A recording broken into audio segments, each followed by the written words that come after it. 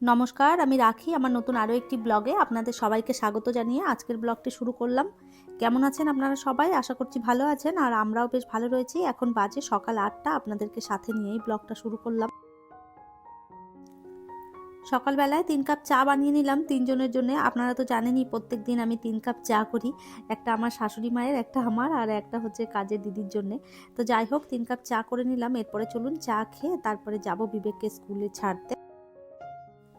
বিবেককে স্কুলে রেডি করে তারপরে ওকে নিয়ে চলে এলাম, বাসে তুলে দিয়ে যাব। আর আজকে বাড়িতে কিছু সবজিপাতি ছিল না, আপনাদের তো এর আগের দিনের ব্লগেই বলেছিলাম। তো এখান থেকে সবজিপাতিও কিছুটা নিয়ে যাব। আর এই তো বিবেকদের বাস চলে এসেছে, বিবেককে বাসে তুলে দিয়ে তারপরে এই যে চলে এলাম সবজি দোকানে। অনেক রকম সবজি রয়েছে এখানে, এখান থেকেই কিছু সবজি নিয়ে নিয়েছি।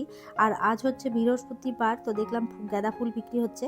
তো ভাবলাম যখন বৃহস্পতিবার পুজো করতে হবে, এখান থেকে একটুখানি ফুলও নিয়ে যাই। আজ আর সকালবেলায় ঘুম থেকে উঠে বিছানাটা তুলতে পারিনি, তো এখন এই যে চলে এসেছি, বিছানাটা একটুখানি গুছিয়ে নেব, সাথে সাথে রুমটাও পরিষ্কার করে নেব। মৌমিতা দে দিদিভাই আমাকে কমেন্ট করেছে, রাখি তোমার সাকসেস দেখে দাদা কতটা খুশি হয়েছে জানিও, ওয়েট করছি শোনার জন্য, অনেক অনেক এগিয়ে যাও, খুব সুন্দর ভিডিওটা, মা ছেলের মিষ্টি নোকঝোঁক। থ্যাংক ইউ সো মাচ দিদিভাই এত সুন্দর একটা কমেন্ট করার জন্য। তোমার দাদাভাই অনেকটা খুশি হয়েছে আমি এখান থেকে যে সাকসেস পেয়েছি সেই জন্যে। আমি অনেকবার বন্ধ করে দেব ভেবেছিলাম চ্যানেলটা, তবে তোমার দাদা আমাকে বন্ধ করতে দেয়নি, বলল সারাদিন তুমি একা বসে থাকো, এটা নিয়ে তোমার একটা বেশ ভালো টাইম পাস হয়, এটাকে তুমি বন্ধ করো না, এটা বন্ধ করে দিলে তুমি আরও মন খারাপ করে মন মরা হয়ে ঘরেতে বসে থাকবে। তো সেই জন্যে তোমার দাদার কথা শুনে আমি ব্লগ চ্যানেলটা বন্ধ করব ভেবেও কখনো বন্ধ করিনি। সত্যি কথা বলতে তোমার দাদাভাই আমাকে অনেক সাপোর্ট করেছে চ্যানেলটা খোলা থেকে, আর আজ পর্যন্ত এখনও পর্যন্ত সাপোর্ট করে যায়। তোমার দাদা এত আমাকে মনে সাহস দিয়েছে, তো তোমার দাদার জন্যেই কিন্তু আমি এতটা দূর এগোতে পেরেছি। সত্যি কথা বলতে হাজব্যান্ড যদি পেছন থেকে সাপোর্ট হয়ে দাঁড়ায় না, তাহলে দেখবেন আমাদের কোনো কাজই কিন্তু বাধা মনে হয় না।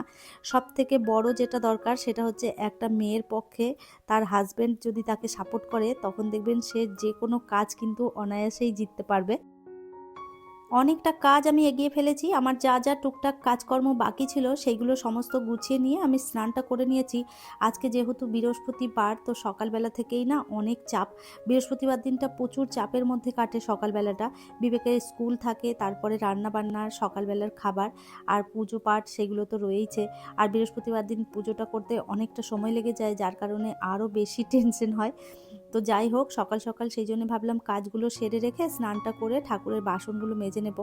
সমস্ত বাসনগুলো মেজে নিয়ে তারপরে যাব ঠাকুর পুজো করতে। এর ফাঁকেই আমি সকালের খাবারটা করে নিয়েছিলাম। সকালবেলায় বানিয়েছিলাম রুটি, তার সাথে করেছিলাম বাঁধাকপি ভাজা। তো মাকে রুটি বাঁধাকপি ভাজা দিয়ে দিয়েছি, মা খেয়ে নিয়েছে। আর আমি পুজো পাঠ করে তারপরে খেতে যাব। অনেকটা সময় কেটেছে, আর অন ক্যামেরাতে কাজগুলো করতে গেলে না অনেকটা দেরি হয়ে যায়, সেই জন্য অফ ক্যামেরাতে কিছুটা কাজ সেরে নিয়েছি।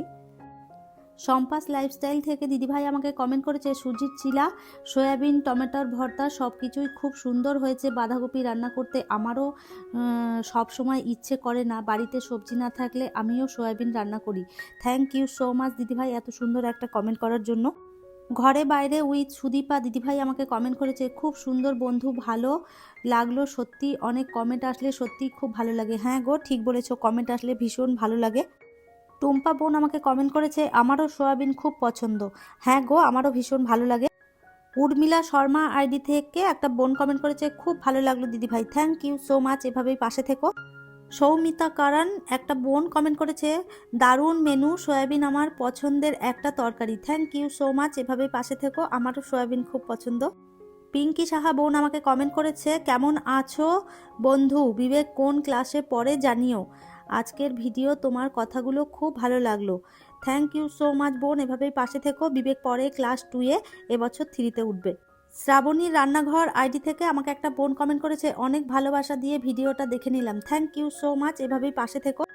আপনারা আরও অনেকেই কমেন্ট করেছেন, আপনাদের প্রত্যেককেই জানাই অসংখ্য অসংখ্য ধন্যবাদ, এভাবেই সবাই পাশে থাকবেন। সকালবেলায় যে সবজিগুলো নিয়ে এসেছিলাম তার থেকেই কিছুটা সবজি বের করে যে আমি কেটে নিচ্ছি। অনেক কটা সবজি আনা হয়েছিল, সমস্তটা বের করতে পারিনি, এখন যেইটুকুনি রান্না করব সেইটুকুনি আর কি কেটে নিচ্ছি। সজনে ডাঁটা, বড়ি, আলু বেগুন দিয়ে একটা তরকারি করব আর সাথে করব শাক ভাজা। সকালবেলায় আমি ওই যে বাঁধাকপি রান্না করেছিলাম, রান্না বলতে ওই ভাজা করেছিলাম, সেটাও কিছুটা রয়েছে। তো ওই দিয়েই দুপুরের খাবারটা আজকে হয়ে যাবে। তো এইদিকে সমস্ত কাটাকাটি করে নিয়ে তারপরে আমি আর কি রান্নাটা বসাবো। শাকটা বেছে নিচ্ছি, সবজিগুলো তো আগেই কেটে নিয়েছিলাম। আর আজকে যেহেতু বৃহস্পতিবারের পুজোটা করছিলাম সেই জন্য অনেকটা দেরি হয়েছে। আজকে রান্না করতেও মনে হচ্ছে বেশ অনেকটা দেরি হবে, কেননা অনেকটা বেলা হয়ে গেছে। এই জন্যে আমি তাড়াতাড়ি করে আর কি সমস্ত কাজগুলো গুছিয়ে নিচ্ছি। সবজি কেটে ধুয়ে একদম পরিষ্কার করে নিয়ে তারপরেই আর কি রান্নাটা বসাবো। সমস্ত কাটা বাটা হয়ে গেলে খুব একটা দেরি হবে না রান্নাটা করতে। আর এই তো শাকগুলোও সুন্দরভাবে ধুয়ে একদম কেটে নিয়েছি, এরপরে মশলাটা বেটে রান্না বসাবো।